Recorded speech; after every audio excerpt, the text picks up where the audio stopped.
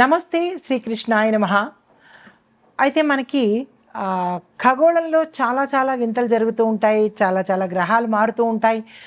నక్షత్రాల మీదకి మారుతుంటాయి, వాటిలో అవి మారుతూ ఉంటాయి. కొన్ని గ్రహాలు మనకి మారడం వల్ల, ఆ సంయోగం వల్ల మంచి ఫలితాలు ఒక్కొక్కసారి ఇస్తూ ఉంటే, ఒక్కొక్కసారి మిశ్రమ ఫలితాలు ఇస్తుంటే, మరొక్కసారి ఏం చేస్తుంటాయంటే కొంతమందికి మాత్రమే మంచి ఫలితాలు ఇస్తూ మరికొంతమందికి మిశ్రమ ఫలితాలు ఇస్తూ ఉంటాయి. అంటే చిత్ర విచిత్రాలు జరుగుతూ ఉంటాయి మన ఖగోళంలో ఎప్పటికప్పుడు. అయితే ఇప్పుడు మనకి ఆగస్టులో అనగా 30వ తారీఖు ఈ మంత్ ఎండింగ్లో మనకి బుధుడు సింహరాశిలోకి వెడుతున్నాడనమాట. అయితే ఈ సింహరాశిలోకి ఈ బుధుడు సంచారం వెళ్ళడం వల్ల ఎవరెవరికి బాగుంటుందంటే, అంటే ఆల్మోస్ట్ 12 రాశుల వారికి ఏంటేంటి ఇస్తున్నాడు? ధనలాభము, వివాహ అవకాశాలు. గత కొన్ని సంవత్సరాల నుంచి, నెలల నుంచి వివాహాలు అవ్వని వారికి వివాహాలు అయ్యే యోగ్యతతో పాటు ఆభరణాలు కొనుగోలు, దీంతో పాటుగా కమ్యూనికేషను, తెలివితేటలు. బుధుడు బుద్ధి ప్రదాత కదా. తెలివితేటలు, కమ్యూనికేషను, వ్యాపారంలో విశేషమైన లాభాలు రావడము. కొత్తగా వ్యాపారాలు ప్రారంభించాలనుకున్న వాళ్ళకి కూడా ఇది మంచి సమయం కాబట్టి ఇప్పుడు 29 వరకు, అంటే ఆగస్టు 29 వరకు వ్యాపారం చేయాలా వద్దా, అసలు వ్యాపారం నాకు సెట్ అవుతుందా లేదా, ఇలాగ మదన పడుతూ ఇబ్బంది పడుతున్న వాళ్ళకి ఈ బుధుడు వచ్చేసి ఏం చేస్తున్నాడు? వ్యాపారాలకు మంచి లాభాలను ఇస్తానండ హో అంటూ మంచి అవకాశాన్ని తీసుకొచ్చిస్తున్నాడు అనమాట.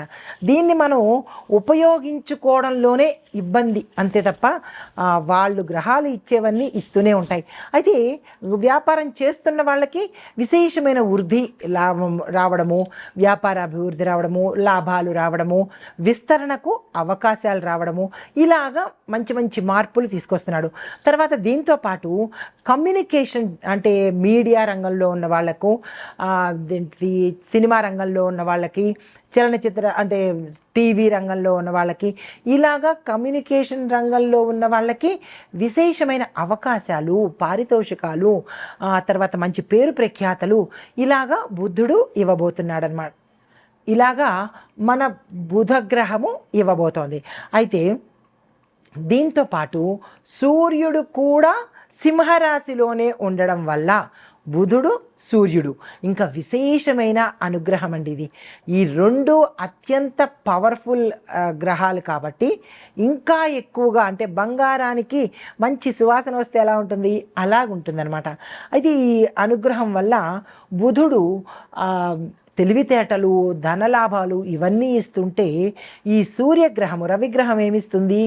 శక్తిని, పదవులను, రాజయోగాలను కూడా కలిగిస్తుంది. దీంతోపాటు ఆరోగ్యాన్ని కూడా ఇస్తున్నాడు. అయితే ఈ బుధుడు కంబస్ట్ అవ్వడం వల్ల బుధుడు శక్తి కొంత మేరకు, మరి ఎక్కువ శాతం కాకుండా కొంత మేరకు తగ్గే అవకాశం కనబడుతుంది. అది అందరికీ కాదు. గోచార రీత్యా తుల, ధనస్సు మరియు కుంభరాశుల వాళ్ళకి కొంచెం ఎక్కువగా ఫలితాలు ఇస్తున్నాడనమాట.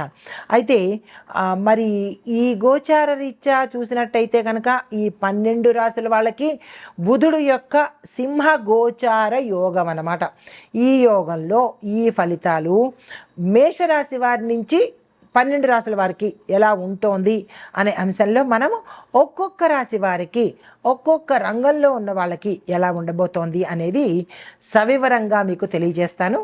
అయితే ఈ 2025 ఆగస్టు 30న బుధుడు సింహరాశిలోకి సంచారం చేస్తున్నాడు. ఈ సంచార ఫలితంగా మనకి మేషాది ద్వాదశ రాశుల వారికి మొత్తంగా అందరికీ ఎలాంటి ఫలితాలు ఇస్తున్నాడు? మిశ్రమ ఫలితాలా లేదంటే విశేషమైన ఫలితాలా అనేది కనుక చెప్పుకున్నట్టయితే, తుల, ధనస్సు, కుంభ ఈ 3 రాశుల వారికి విశేషమైన ఫలితాలు, ధనలాభము, కుటుంబ వృద్ధి, తర్వాత ఆభరణాలు కొనుక్కోవడము, భూమి, వస్తువు, వాహనాలు కొనుక్కోవడము, తర్వాత వ్యాపార వృద్ధి, కమ్యూనికేషన్లో మంచి డెవలప్మెంట్ రావడము, ఇలాగా వివాహం కాని వారికి వివాహాలు అవ్వడము, ఇలాగా వాళ్ళు ఏదైతే అన్ని రంగాల్లో ఉన్న వాళ్ళకి విశేషమైన ఫలితాలు ఇస్తున్నాడు.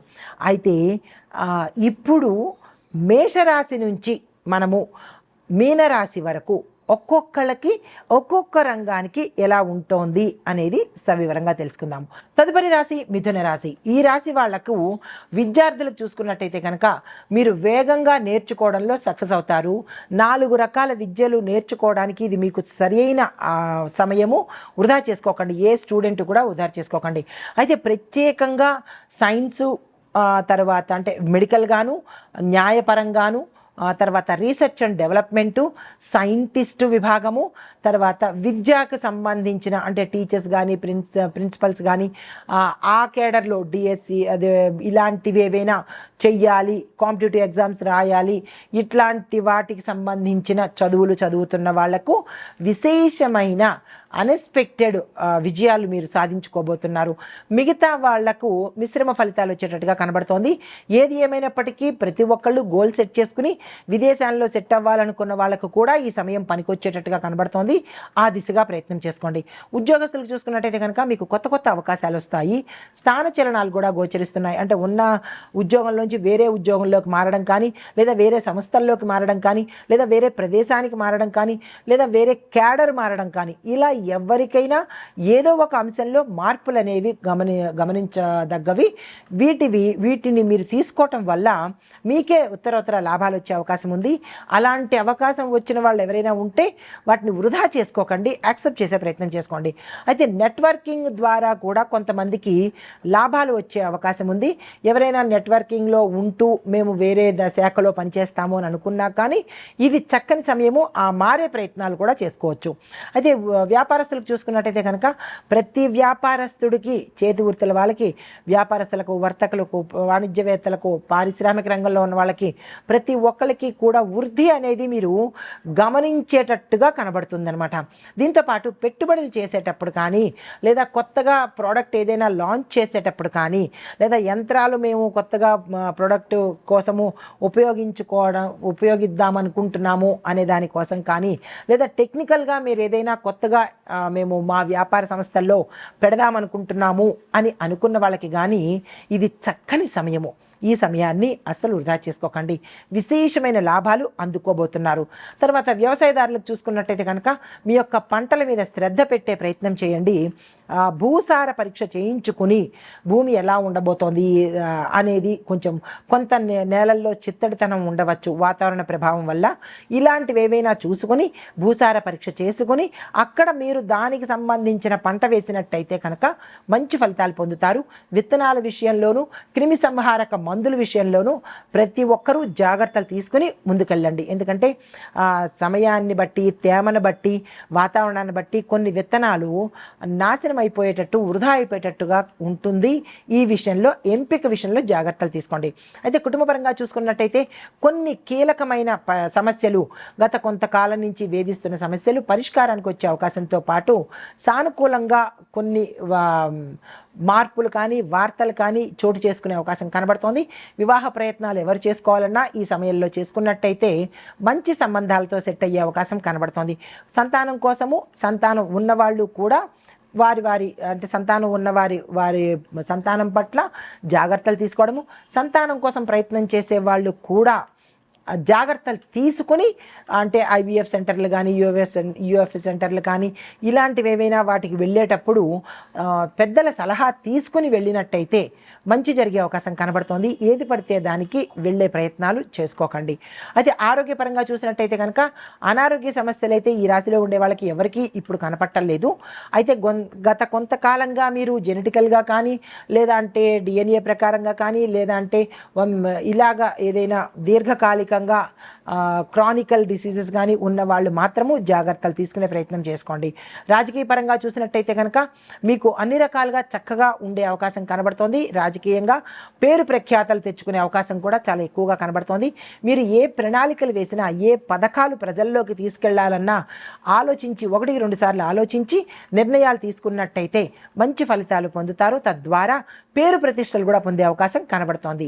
మీకు చెప్పదగిన పరిహారము విష్ణువుకు సంబంధించిన ఆలయాలు, నవగ్రహాలలో సూర్యుడికి సంబంధించిన ఆలయాలు మీకు ప్రత్యేకంగా ఉంటే వాటిని దర్శించుకుని, ఏదైనా ఇబ్బందులు ఉంటే కనుక తొలగించుకొని దానాలు జపాలు మీ శక్తి కొద్దీ చేసుకున్నట్టయితే కనుక సానుకూలమైన ఫలితాలు పొందే అవకాశం కనబడుతోంది.